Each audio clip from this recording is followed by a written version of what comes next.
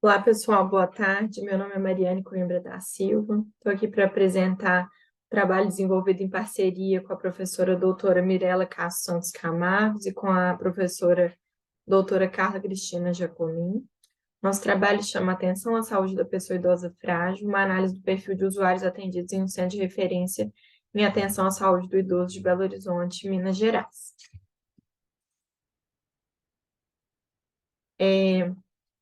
O Brasil vive um envelhecimento populacional intenso e acelerado, né, com o aumento das doenças crônicas e da incapacidade funcional.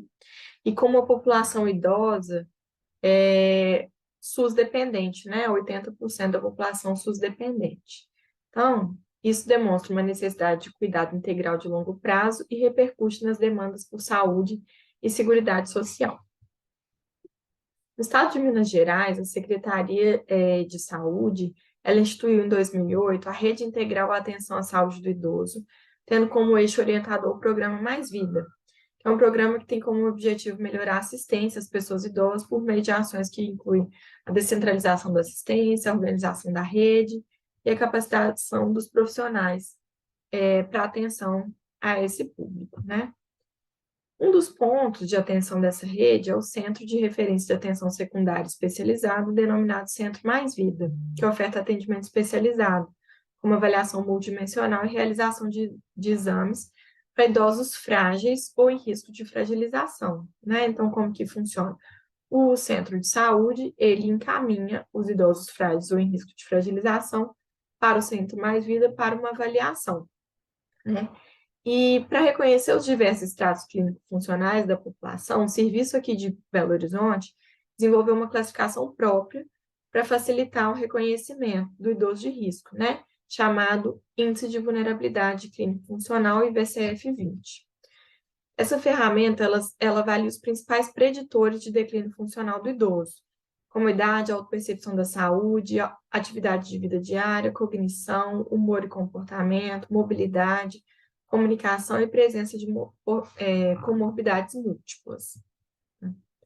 E aí, a partir dessa avaliação, as pessoas idosas elas ganham uma pontuação que varia de 0 a 40, sendo de 0 a 6 um baixo risco de vulnerabilidade clínico-funcional, entre 7 e 14, média vulnerabilidade, e acima de 15, né, de 15 a 40, com maior índice de vulnerabilidade clínico-funcional, né, indicando aí uma necessidade de um acompanhamento mais especializado, né? Então, nessa pesquisa qualitativa, transversal, exploratória e descritiva, nós investigamos alguns planos de cuidado. O que são planos de cuidado? São os documentos gerados a partir dessa avaliação após cada consulta. Então, de janeiro a dezembro de 2017, foram realizadas 6.895 consultas, ou seja, foram gerados 6.895 planos de cuidados. Para essa pesquisa, a gente pegou uma amostra aleatória representativa de 289 planos e analisamos aí as características, né, das pessoas que passaram por essas consultas, passaram por essa avaliação, tá? O que a gente encontrou de resultados, né? Que 72% da amostra é feminina, né? E que a maior parte aí da população era acima de 70 anos, né? Entre 70 e 79 anos e 80 mais. Em relação às características, à escolaridade, a gente identificou que a maior parte tinha nenhuma 1 a 4 anos e 5 a 8 anos, né? Então, considerando esse grupo aí, até 8 anos como baixa escolaridade, 86% da amostra, né? Então, assim, a transição demográfica brasileira, ela caracteriza-se por uma feminização da velhice, a gente vê isso na amostra avaliada, né? E o sexo feminino, a pobreza, a baixa escolaridade, eles são preditivos de fragilidade, então, o que é coerente também, né? Em relação à avaliação clínico-funcional, foi identificado que 84% tinha preservado, né, sendo 16% comprometido. Em relação às atividades instrumentais de vida diária, 61% com comprometimento. Em relação à cognição, uma maior parte estava preservado, né, 52%. Humor e comportamento, a maior parte comprometido, 67%. Em relação à mobilidade, a maior parte também com comprometimento de mobilidade. Em relação à continência urinária e fecal, a maior parte preservada, né, 68%. Em relação à comunicação, ali bem metade, metade, né, tipo a cognição, mas com a maior parte aí comprometida de acordo com a avaliação do IBCF-20, né. Então, os resultados, eles mostraram que 16% dos idosos apresentaram incapacidade para realizar AVD, que é uma prevalência semelhante à percebida para o conjunto da população idosa brasileira, e em outros grupos populacionais, como europeus e norte-americanos também, né? Foi observada uma comorbidade entre comprometimento cognitivo e alterações de humor e comportamento, né? Isso também é reconhecido na literatura, e uma prevalência de 67% de comprometimento na mobilidade, que representa um risco elevado para quedas, né? Bom, em relação à avaliação do IBCF-20, a pontuação, né, ela teoricamente prediz a prioridade para geriatria de referência, para encaminhamento, né? Então, quanto maior a pontuação no IBCF-20, maior deveria ser a prioridade. Mas a gente vê aqui, cruzando os gráficos, que isso não aconteceu, né? Então, essas pessoas aqui de pontuação maior de 15, elas deveriam ter sido todas encaminhadas para o acompanhamento especializado, e aqui foi identificado apenas 26%. Então, né, uma discrepância entre a categorização aí. Bom, em relação à pontuação e o nível de atenção que os pacientes foram encaminhados, né, muitos pacientes encaminhados para atenção primária tendo uma vulnerabilidade de média ou alta, né, uma classificação de média ou alta vulnerabilidade clínico-funcional. E pelo que o IVCF-20 preconiza, elas deveriam ter sido encaminhadas para geriatria de referência ou marcação interna no HC, né? E, por outro lado, aqui, esses 12% de pessoas com a nota de 0 a 6, aqui deveriam ter sido encaminhadas para atenção primária, né? Em relação a encaminhamentos para reabilitação, 67% das pessoas que tiveram comprometimento nas AVDs foram encaminhadas para reabilitação, né? A gente vê aqui que em todos não foi uma porcentagem grande que foi encaminhado para reabilitação. Dentre os usuários encaminhados para acompanhamento, na PS, 31% obtiveram pontuação de 15 ou mais, né? Que eu já falei isso. A necessidade de competências e conhecimentos para o atendimento ao idoso, que muitas vezes não são desenvolvidos ao longo da formação acadêmica, né? Essas pessoas lá de comprometimento clínico funcional, elas vão para a atenção primária e muitas vezes a atenção primária não tem aí condições de dar esse suporte, esse cuidado da forma ideal, né? Então, gente, para finalizar, a presença de fragilidade, ela prediz risco elevado de quedas, incapacidade, hospitalização, institucionalização e mortalidade, desfecho com grande impacto social e econômico. No entanto, é preciso ter em vista que o declínio funcional da pessoa idosa é previsível, evitável e pode ser adiado por meio da prevenção, promoção e reabilitação da saúde, né? A assistência às pessoas idosas, ela deve abarcar não apenas intervenções curativistas, mas ações de cuidado integral realizadas por equipes multidisciplinares e intersetoriais com a participação da família e comunidade. O IVCF-20 é uma ferramenta que se propõe a ajudar nessa classificação de risco, né, nessa categorização das pessoas idosas, para dar maior assertividade para os encaminhamentos, mas aqui nessa pesquisa a gente viu que nem sempre ele é totalmente assertivo, né? Então, isso é uma questão aí para o município pensar e avaliar também. Aqui as referências bibliográficas. Muito obrigada. Olá, meu nome é Caroline e eu vou apresentar o artigo Análise de resultados alcançados por municípios do estado de Minas Gerais nos componentes do programa Previne Brasil, de autoria de Caroline Schilling, Mirela Camargos e Kênia Noronha. O financiamento da atenção primária à saúde foi estabelecido em 1998 com a criação do piso de atenção básica, que consistia de uma parte fixa e outra variável. Ao longo dos anos, mudanças ocorreram no financiamento da atenção primária e em 2016 foi aprovada a Emenda Constitucional número 95, que congelou os investimentos em saúde por 20 anos. Em um cenário de restrição orçamentária e estagnação econômica do país, houve necessidade de uma alocação mais eficiente dos recursos de saúde. Assim, em 2019, o Ministério da Saúde definiu um novo modelo de financiamento para todos os municípios brasileiros, sendo denominado Programa Previne Brasil, que apresentava como componentes a captação ponderada, o pagamento por desempenho e o incentivo para as ações estratégicas.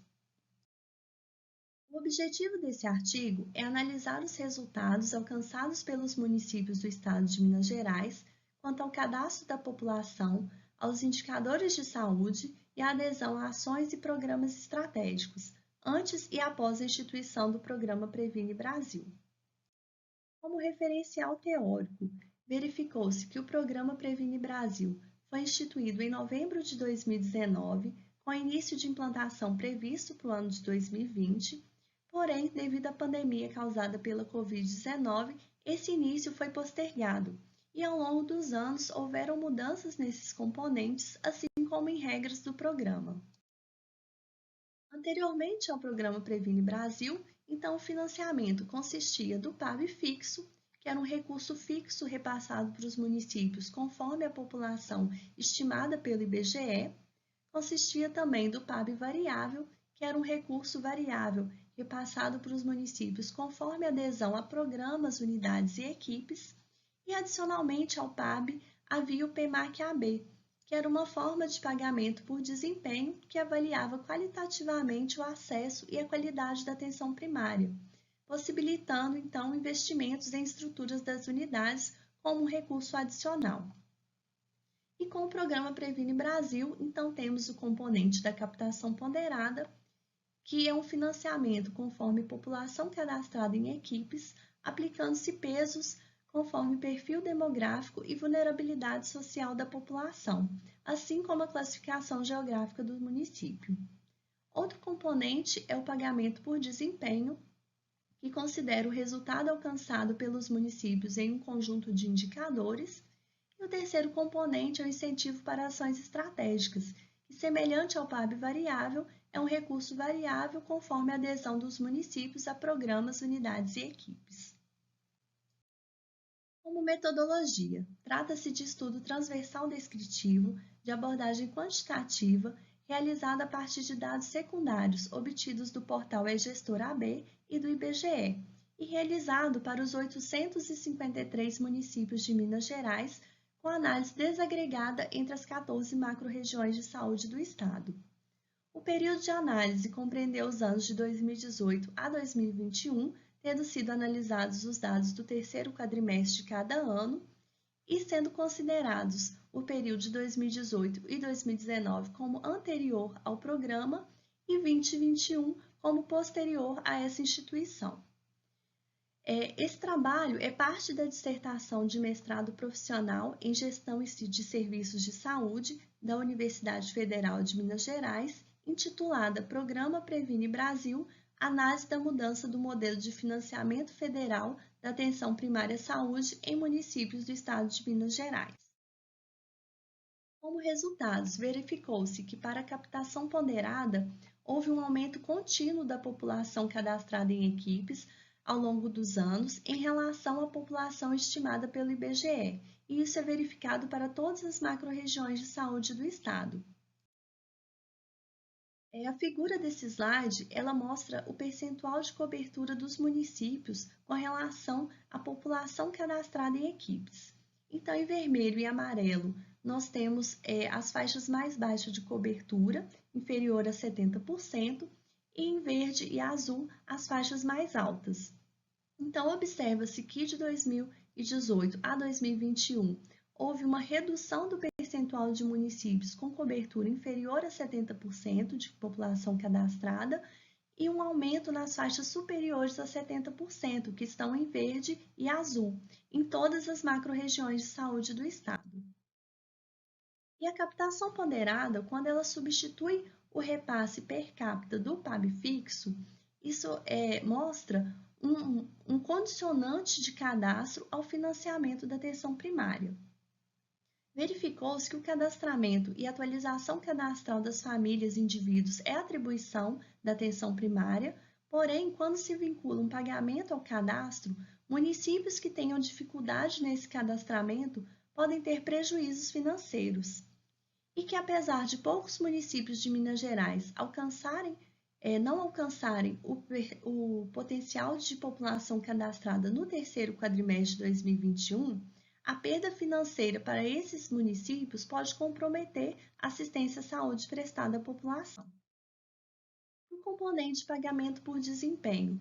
Então, verificou-se uma melhoria em todos os 3 indicadores de pré-natal, em todas as macro-regiões de saúde ao longo dos anos. Essa figura, ela mostra o resultado do indicador 1 de pré-natal, que se refere a consultas. Então, nós temos no mapa as cores vermelha, laranja e amarelo, sendo os municípios que não alcançam a meta. Em verde estão os municípios que alcançam a meta e em azul aqueles que superam a meta e alcançam um parâmetro. Então, observe-se essa contínua melhoria nesse indicador, porém, no terceiro quadrimestre de 2021, apenas 26,7% dos municípios alcançaram a meta. Esse cenário é ainda pior para o indicador de cobertura de citopatológico, em que essa melhora é ainda mais lenta. Então, em 2021, apenas 3,6% dos municípios conseguiram atingir a meta. E para os indicadores de doenças crônicas, então essa primeira figura, ela se refere ao indicador de hipertensão, em que se observa um elevado percentual de municípios com baixa cobertura para esse indicador, e que em 2021 apenas 3,3% dos municípios conseguem alcançar a meta. Na segunda figura, com relação ao indicador de diabetes, observa-se uma melhora gradual dos municípios que conseguiram atingir a meta. Porém, em 2021, apenas 16,5% dos municípios alcançaram essa meta.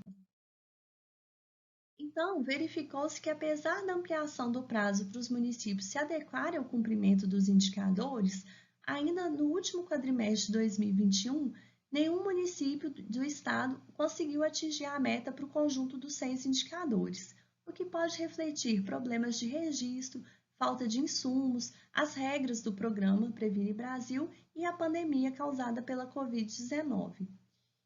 E caso o pagamento por desempenho ele tivesse efetivamente implantado como previsto, então grande parte dos municípios poderiam ter um impacto financeiro negativo.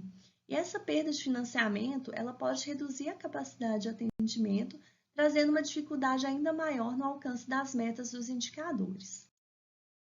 Com relação ao incentivo para as ações estratégicas, então com o programa Previne Brasil, perdeu-se o financiamento de algumas equipes, como a equipe INASF, a equipe de saúde da família e a equipe de atenção primária, porém, alguns programas foram mantidos, que já estavam no PAB variável, e outros foram incorporados.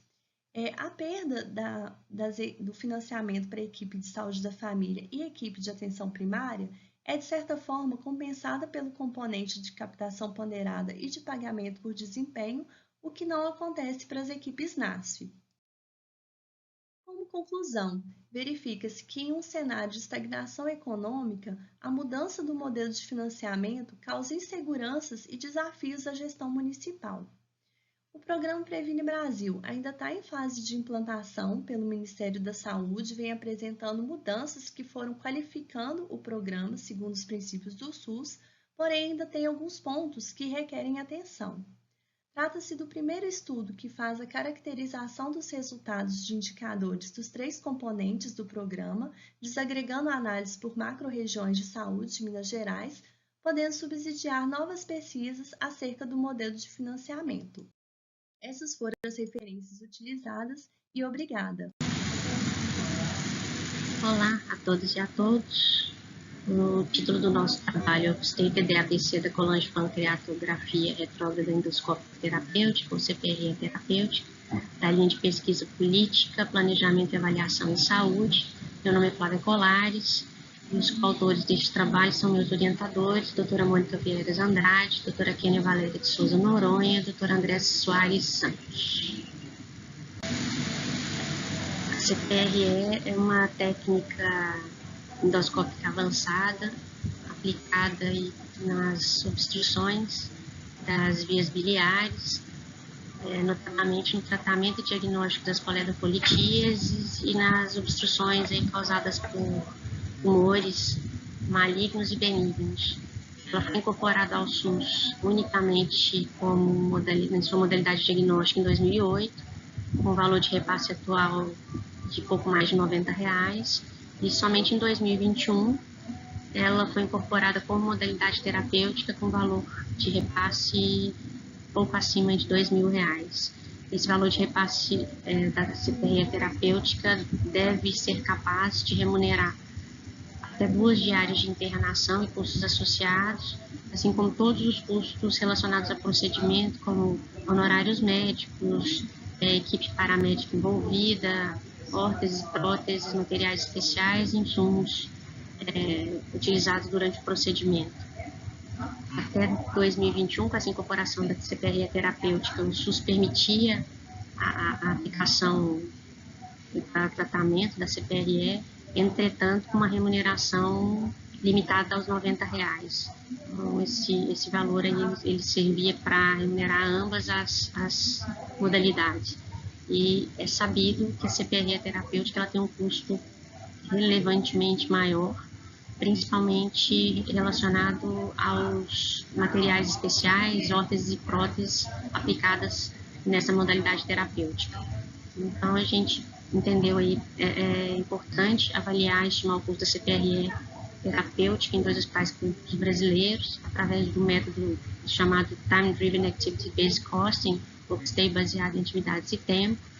E uma das análises realizadas pelo nosso estudo foi em relação a ser este reembolso do SUS suficiente ou não para a remuneração do procedimento.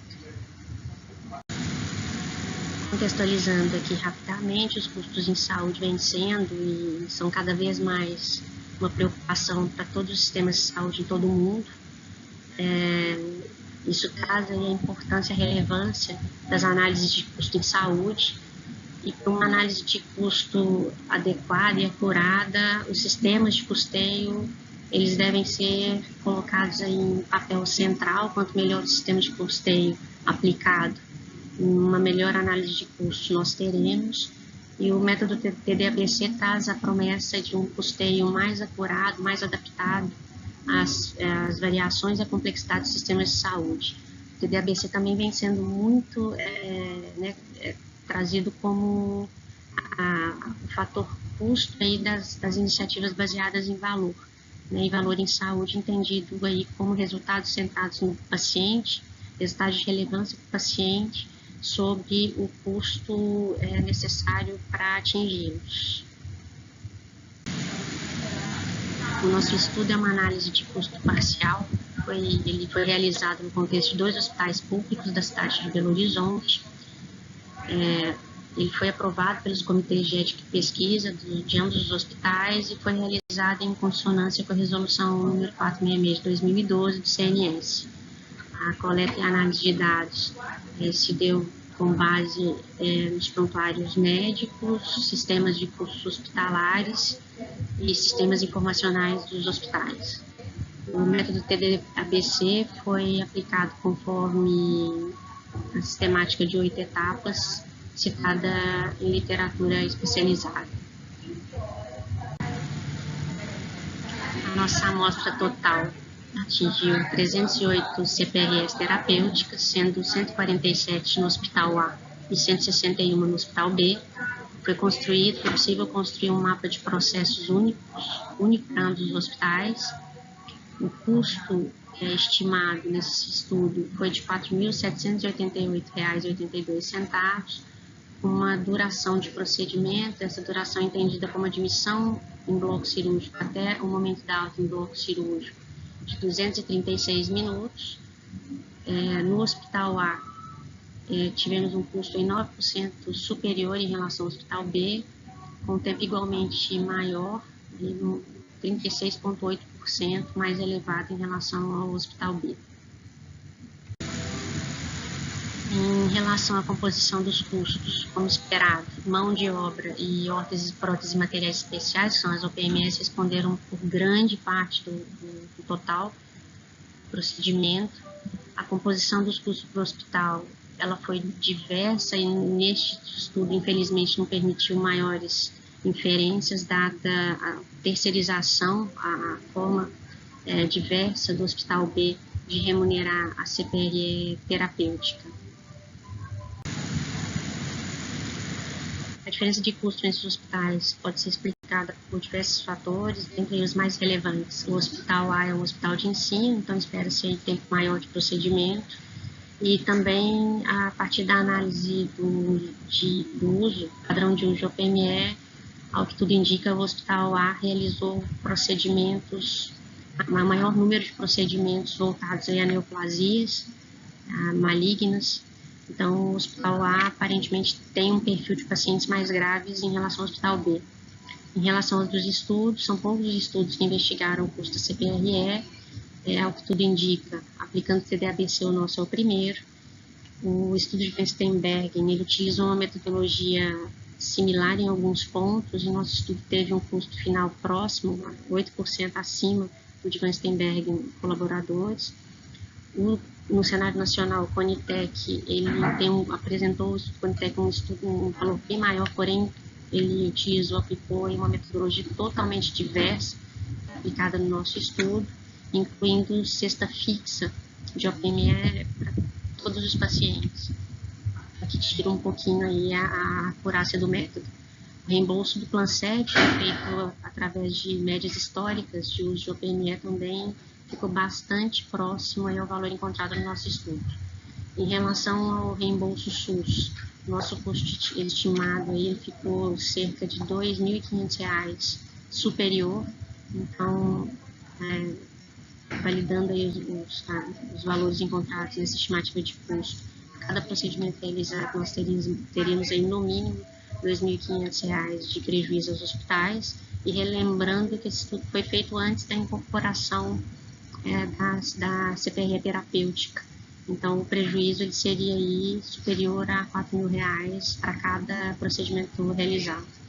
A aplicação do método TDABC permitiu detalhamento e apontamentos em relação a estratégias de redução de custo, e limitações encontradas no estudo foram em relação às anotações hospitalares, a falta de um sistema de informações unificado e totalmente informatizado, como também a impossibilidade de aplicação do conceito de ciclo, percurso amplo de cuidado, como idealmente deveria ser aplicado para o TDABC.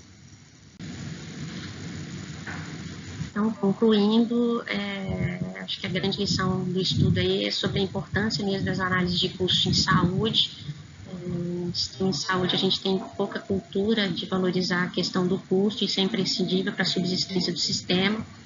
As vantagens do método TDABC, ele permitiu um detalhamento maior da composição de custos e logo apontamentos em relação a estratégias de redução de valor e de melhoria de processo.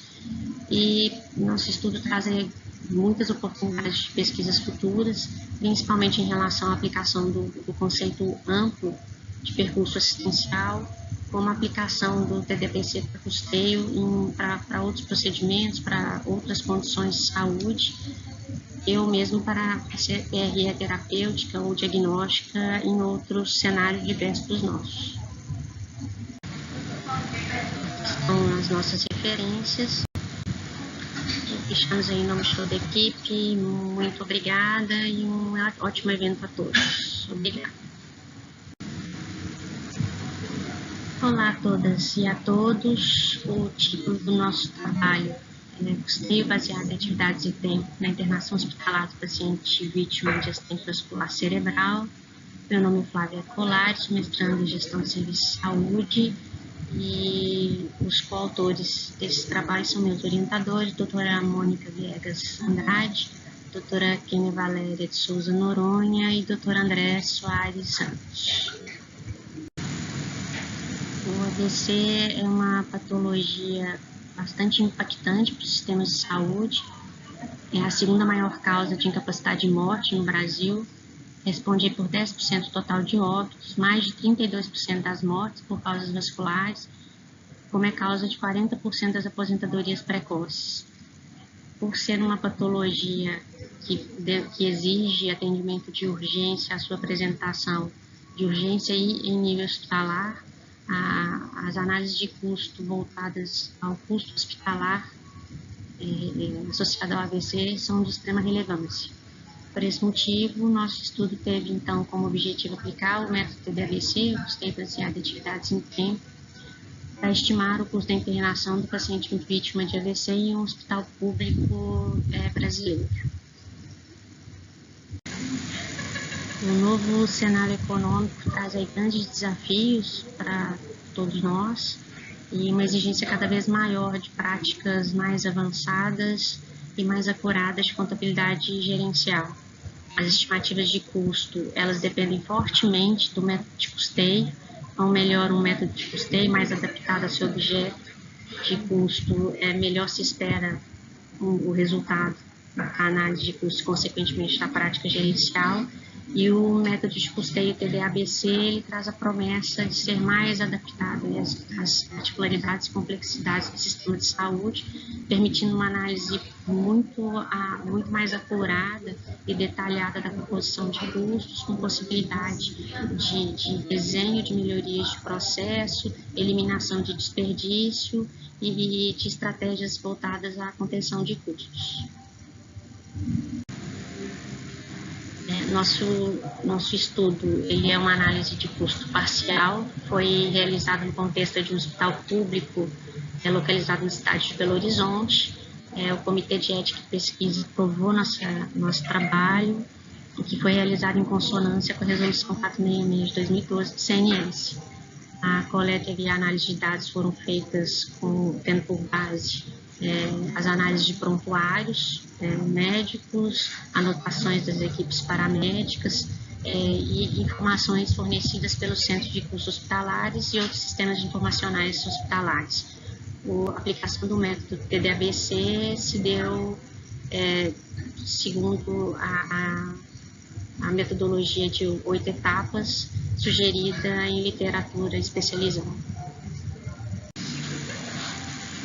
A nossa amostra, então, se formou com 34 internações de pacientes vítimas de AVC, através do exame dos prontuários médicos e reuniões com as equipes hospitalares. Na sucessão de reuniões para formulação e validação, foi possível realizar um mapa de processos do trajeto do paciente vítima de AVC. O custo estimado nesse trabalho para internação foi de R$ 7.067,50 e com uma permanência média de 10,9 dias de internação. O método TD-AVC permitiu um desenho mais acurado da composição dos custos, um desenho que refletisse aí o real trajeto do paciente dentro do hospital. Os honorários responderam por grande parte, 63% do total dos custos, sendo desses 63%, grande parte relativo à remuneração médica.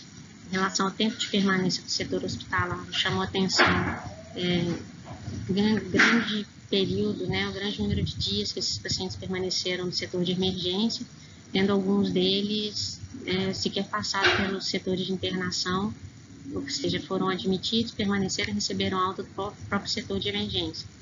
Isso provavelmente refletindo uma disponibilidade de leitos para a internação. Isso aí a gente chama dois pontos de atenção.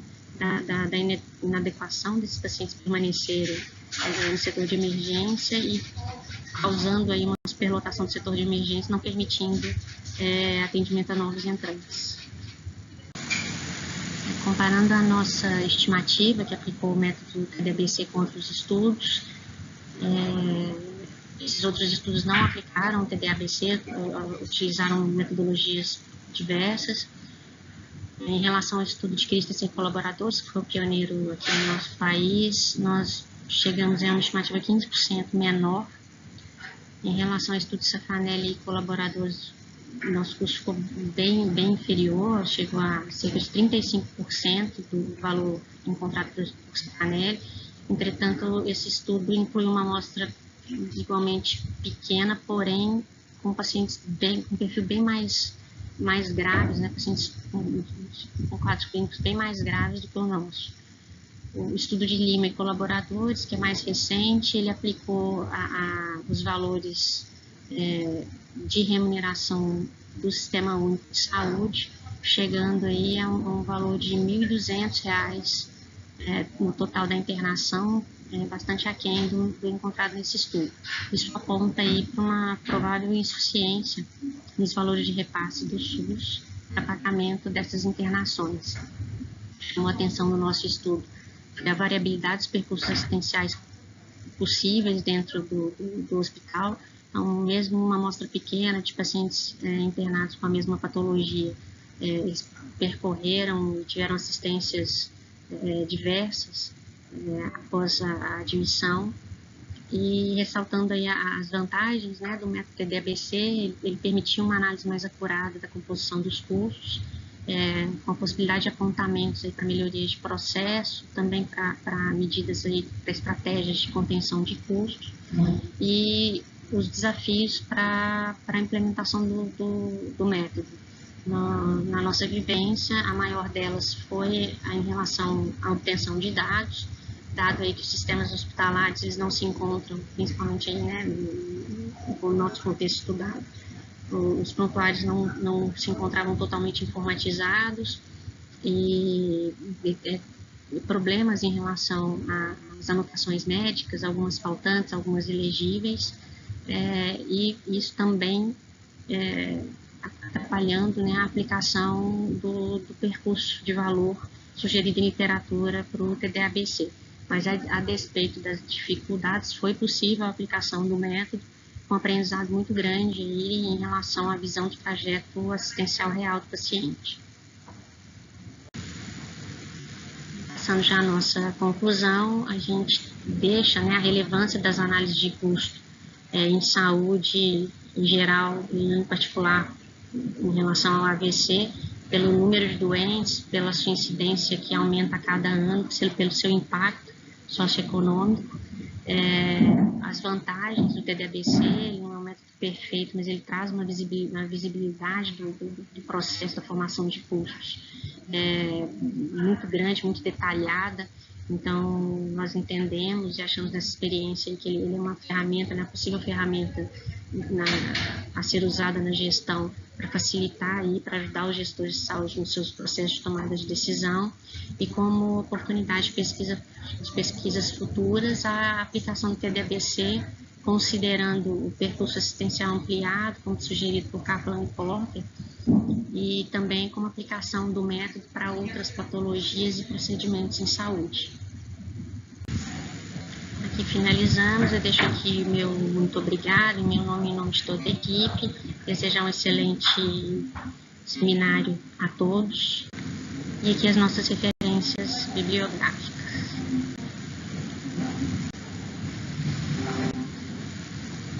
Olá pessoal, nesse seminário de gestão dos serviços de saúde, nós fomos contemplados com a aprovação do nosso artigo intitulado Programa Previne Brasil, um conceito mercantil na saúde brasileira. Eu sou Júlio César Rabelo Alves, mestrando da Universidade Estadual de Feira de Santana, na Bahia, a UFES, e orientado pela doutora Clara Leida Prada Sanabria, também da UFES. Então, como o próprio nome já diz, a gente vai focar no Programa Previne Brasil, que é a nova forma de financiamento da atenção básica. Esse nível de atenção que focaliza a prevenção de doenças e promoção da saúde, e num modelo ideal, né? É a coordenadora da rede, ordenadora desse cuidado, e o Previne Brasil é inserido nesse nível de atenção através da Portaria 2.979 de 2019, envolvendo um modelo de financiamento misto, que envolve três principais fatores: a captação ponderada, que está voltada para o cadastro de usuários, e aí nós temos a participação fundamental dos ACs. O segundo, pagamento por desempenhos, que envolve 7 indicadores dos principais programas de saúde pública, como saúde da mulher, doenças crônicas, imunizações, e tinha a ideia de ser lançado 7 indicadores por ano a partir de 2020 até um total de 21 indicadores, mas devido à pandemia, essa realidade teve que ser modificada, tendo somente agora 7 indicadores já mencionados. E, por fim, essa nova forma de financiamento misto envolve incentivo para ações estratégicas, como saúde na hora, programa Saúde na Hora, saúde na rua, e também incentivo para os programas de residência multi e médica. Antes, é importante salientar que essa forma de financiamento da atenção básica era através do piso fixo e variável, que foi lançado a partir da NOB em 1990. Então, esse novo financiamento traz uma ideia mercantilista da gestão e traz também um conceito grave, um agravante aí nas discussões, porque não envolveu a participação do Conselho Nacional de Saúde nas aprovações e discussões desse novo programa que tem um impacto muito grande. Por quê? Desconfigura o NASF e isso representa, né, a diminuição da perspectiva multiprofissional na atenção básica e favorece ainda mais a contratação do setor privado, dos profissionais pelo setor privado. Isso também traz a ideia, né, de um modelo ainda mais biomédico, que a atenção básica ela tinha uma frente de resistência, né, histórica frente a esse modelo. E também quem defende, né, esse novo financiamento traz a ideia de que já foi implantado em países como o Reino Unido. Mas é importante a gente trazer a realidade do Brasil, que é um país de nível continental e com desigualdade muito grande. É certo que o quê? Houve um aumento nos cadastros dos usuários em 55% no período de 2 anos. Então, como eu falei, a participação dos ACs foi muito fundamental, mas ao mesmo tempo que esse novo financiamento caracteriza uma diminuição da arrecadação pelos municípios para investimento na atenção primária. Isso foi constatado e agravado ainda mais durante a pandemia, onde sucessivas portarias foram lançadas para justamente conter esse subfinanciamento, tornar essas medidas mais flexíveis no alcance de metas, para o impacto ser ainda menor para os municípios, sobretudo os municípios menores, né? Então, todo esse nosso estudo ele é justificado sua importância por ser uma temática recente e com uma ampla complexidade de debates favoráveis e contras, desde a sua implementação. Nosso objetivo, então, é argumentar sobre os impactos do programa Previne Brasil como propulsor do mercantilismo na sociedade brasileira. Nós fizemos o que nesse artigo? Um ensaio acadêmico a partir da dissertação que nós estamos construindo do meu mestrado em saúde coletiva, com um objeto de estudo Programa Previne Brasil, como é enfatizado no meu discurso. Para isso, então, para esse ensaio, o que nós fizemos? Procuramos na base de dados da ICL e da Lilacs artigos, né, entre março e julho de 2022. É importante salientar que há uma limitação de conteúdos publicados por ser uma temática recente e ainda mais agravada pela pandemia da Covid-19, que centralizou a maioria dos estudos. Como descritores, eu destaco aqui o financiamento da assistência à saúde, a atenção primária à saúde e política de saúde. Então vamos lá, quais foram os nossos achados para a gente iniciar essas discussões? O programa Previne Brasil, ele tem muitas críticas, justamente porque ele desconsidera as estruturas físicas que estão defasadas nas unidades, e na maioria das unidades do Brasil. E justamente desconsidera esses registros tecnológicos que muitas unidades sofrem ainda com essa dificuldade de inserção das tecnologias, né? Que são uma fonte de renda importante para comprovar o desempenho no sistema de informação da atenção básica. Então, essa extinção do piso fixo compromete o financiamento na atenção básica, intensificado ainda mais por uma crise financeira.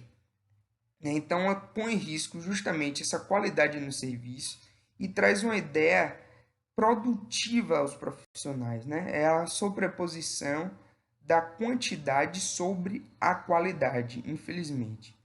E isso tudo põe em risco o princípio da universalidade, né? Porque ele prioriza somente os que estão cadastrados, ele só atende os que estão cadastrados e focaliza ainda mais o pobre para o atendimento na PS gerida pelo sistema público, Sistema Único de Saúde. Isso traz ainda mais o agravo dessas desigualdades. Então vamos lá. Além desse agravo da desigualdade, torna o SUS cada vez menos único, porque favorece a iniciativa privada, né, voltada para os ricos, e agrava justamente o subfinanciamento público no Brasil, colocando em risco conquistas históricas na redução de desigualdades em saúde. Esse novo modelo de financiamento ele vende ainda uma ideia de uma nova arrecadação, uma melhor arrecadação, uma maior arrecadação, mas ao mesmo tempo é muito difícil sua operacionalização. É nítido que o piso fixo ele representaria uma garantia na continuidade, né, para a melhor organização da atenção básica, porque os gestores já tinham um planejamento maior em relação ao recurso que ele ia ter, e agora ele fica contido nessa avaliação por 4 meses, é quadrimestral essa avaliação. Então, se ele vai mal em 4 meses, nos próximos 4 meses ele vai se basear pelo anterior. Então, um vai puxando o outro. Então, ele fica retido com aquele mesmo rendimento, aquela mesma financiamento por mais 4 meses, até que passe esses 4 e se venha na perspectiva de melhora.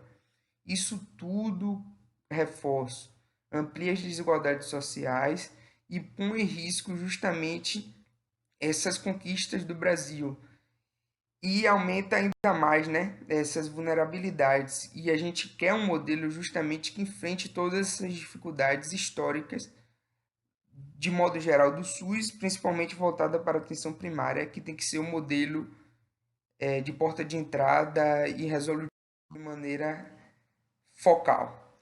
Então, por fim, a gente traz a ideia de que o programa Previne Brasil ele traz o conceito da política neoliberal, que até então estava ileso na atenção básica, mas que agora nos últimos anos vem se intensificando, né?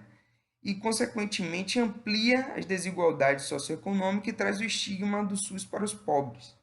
É necessária então a participação popular reivindicando seu direito à saúde, reivindicando a melhor qualidade nos atendimentos, a universalidade no acesso, a integralidade no cuidado e, ao mesmo tempo, que os gestores tenham consciência dos seus deveres constitucionais, não podendo remercantilizar a saúde brasileira. É isso, gente. Obrigado. Essas foram nossas referências que a gente se baseou. Espero que tenham gostado. Nosso vídeo vai ficar salvo. Podem mandar sugestões, mandar críticas, perguntas. Obrigado.